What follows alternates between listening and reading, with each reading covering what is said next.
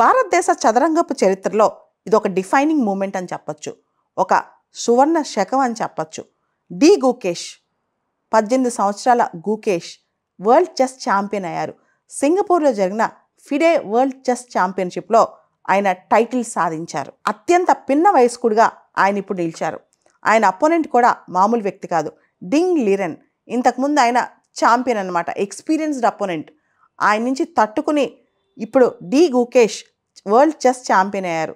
ప్రపంచవ్యాప్తంగా డి గుకేష్కు పొగడ్తలు వస్తున్నాయి. ఇంకో పక్క D Gukesh Viswanath Anand student.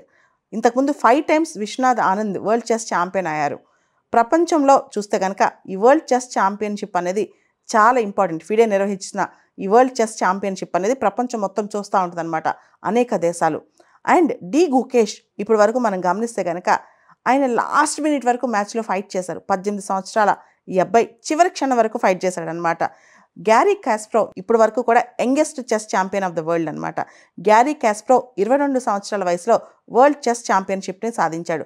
D Gukesh అంతకంటే చిన్న వయసులో వరల్డ్ చెస్ ఛాంపియన్షిప్ అంటే కేవలం 18 సంవత్సరాల వయసులో వరల్డ్ చెస్ ఛాంపియన్షిప్ సాధించగలిగాడు.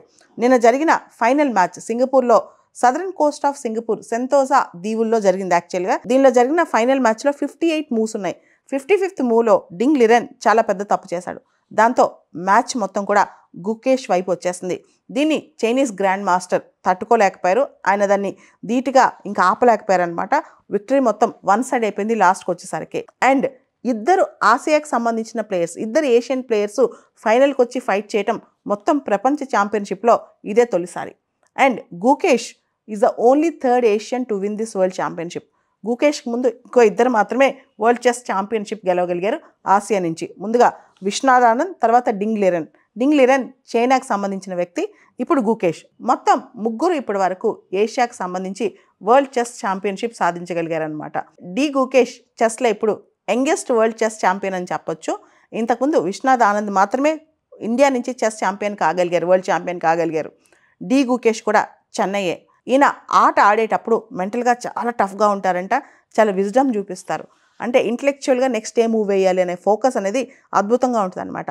ఆట పట్ల ఆయనకున్న డెడికేషన్ కానీ, ఆ గ్లోరీ కోసం ఆయన చేసిన ఫైట్ కానీ ఇదంతా గొప్ప అచీవ్మెంట్ అని చెప్పొచ్చు. అండ్ ఎంత కోచింగ్ ఉన్నా సరే ఇతనుకున్న ఒక ఇన్నేట్ ఎబిలిటీ, ఏ మూవ్ ఎలా వేయాలి, ఏ టైంలో ఏ మూవ్ వేస్తే అపోనెంట్ ఇబ్బంది పడతాడు, చాలా ప్లాన్డ్గా ఆట ఆడారని చెప్పొచ్చు.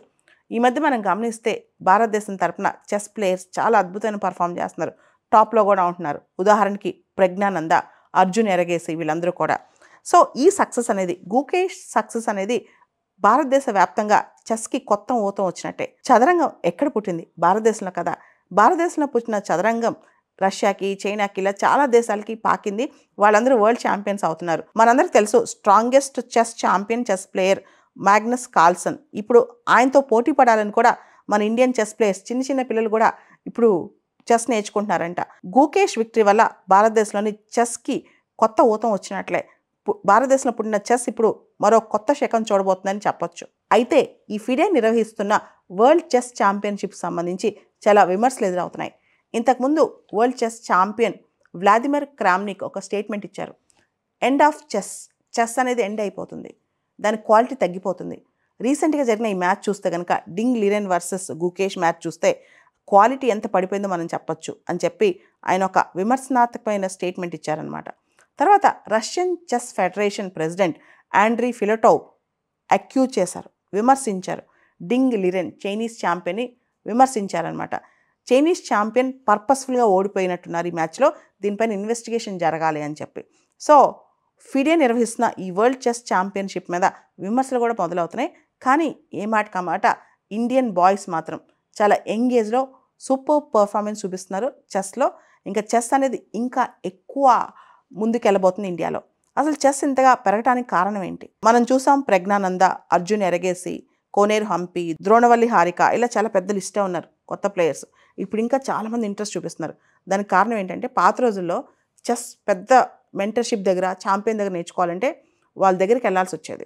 ఇప్పుడు అట్లా కాదు. టైర్ 2 టౌన్స్, టైర్ 3 టౌన్స్ ఇట్లా ఉన్న వాళ్ళకి కూడా ఈజీ అయిపోతుంది అన్నమాట. కారణం ఆన్లైన్ కోచింగ్ బాగా వచ్చేస్తుంది. ఎక్కడి నుంచైనా సరే నువ్వు ఇంటర్నేషనల్గా ఎవరి దగ్గరైనా కోచింగ్ తీసుకోవచ్చు, చెస్కి ఎవరి దగ్గర నుంచైనా మెంటరింగ్ తీసుకోవచ్చు అనమాట. సో దీనివల్ల ఏమైపోయిందంటే అందరికీ చెస్ అవైలబుల్గా ఉంది. అండ్ ఇండియన్ టీచర్స్ కూడా ఆన్లైన్లో కూడా చెస్ నేర్పిస్తున్నారనమాట. దాంతో చెస్ అనేది బాగా ఇంట్రెస్ట్ పెరిగింది పిల్లలకి. పేరెంట్స్ కూడా సపోర్ట్ చేస్తున్నారు. అండ్ చెస్ ఛాంపియన్షిప్స్ కూడా బాగా పెరిగిపోయాయి. చెస్ కూడా వాల్యూ బాగా పెరిగింది. చదరంగం అనేది భారతదేశంలో పూర్వం రోజుల్లో రాజులు పందాలు పెట్టి మరీ ఆడేవాళ్ళు. అలాంటి చదరంగం కొంతకాలంగా క్రికెట్ వచ్చాక కాస్త కనుమరుగైందని చెప్పొచ్చు. మళ్ళా అది పునరుత్తేజం తెచ్చుకుంటుంది ఈ విజయాలతో.